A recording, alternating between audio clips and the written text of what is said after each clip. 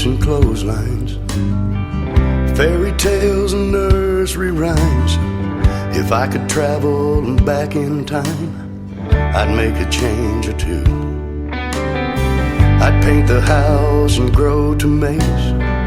I'd be home one hour and later, comb my hair and sit up straight when you walked into the room.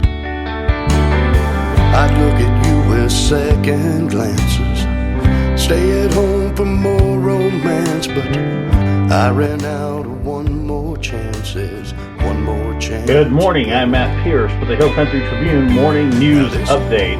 This is January 30th, 2017.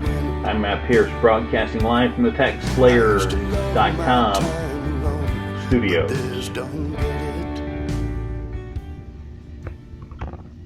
Liberals are digging in this morning for a long battle against President Donald Trump and the GOP trying to harness the energy of recent activism. But there's no single focus of this resistance, according to administration officials. Ideals for national protest are multiplying after this week's march. There was a successful women's march this week, and there's some ideals popping up after that. People are starting groups to target vulnerable House Republicans or win back governor seats, and even state legislatures, which doesn't seem to have many of the Texas legislators here in Texas concerned. Many of them are still going on with their pro-choice, or pro-life, pro-school choice, and other legislative issues as if it's not that big of a deal.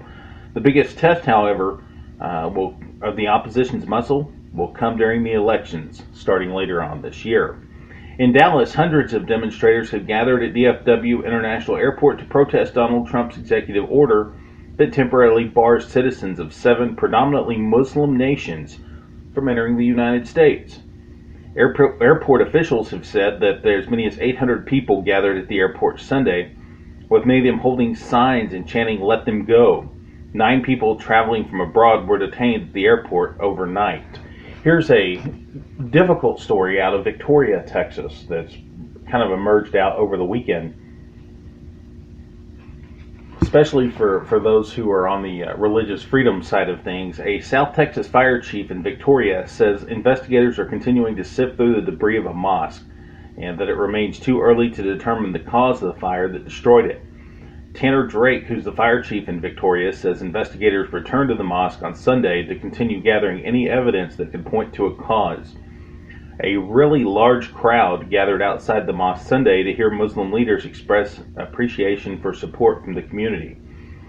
They've already raised almost $700,000 to rebuild this mosque. That's pretty interesting, don't you think? In Austin, Texas top Republicans have speculated that Donald Trump's border wall could save the state big money. Now that there's a Trump executive order in place, what really might be the windfall for the wall for Texas? Maybe it doesn't look too transformative or coming anytime soon, but in the meantime, more immediate Texas topics tend to make Texas politics news this week. This week, our Governor Abbott's State of the State address, and Muslim lobbying day at the Capitol, and the start of Sanctuary City's policy fight. It's going to heat up in the Florida legislature later on this week, I'm sure.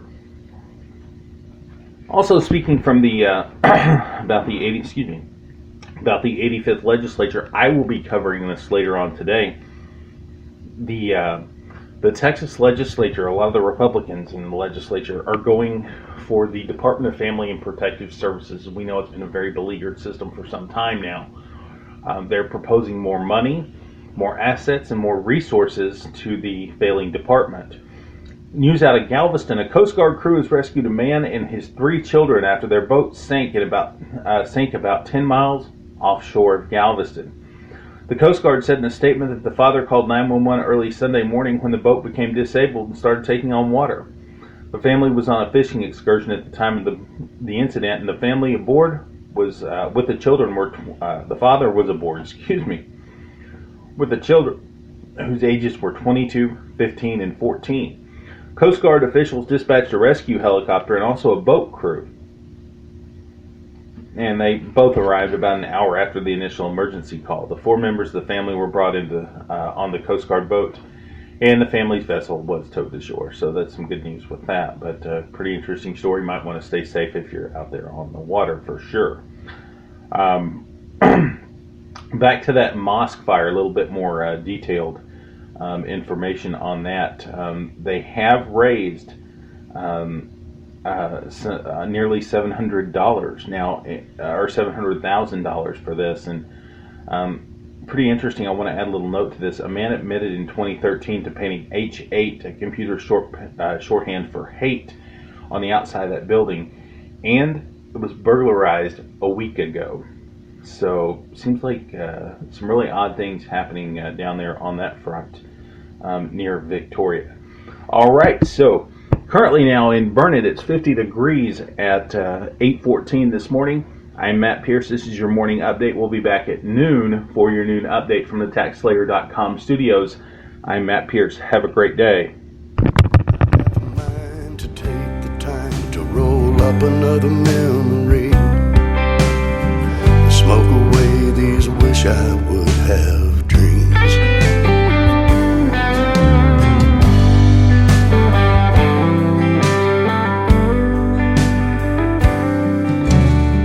There's something been on my mind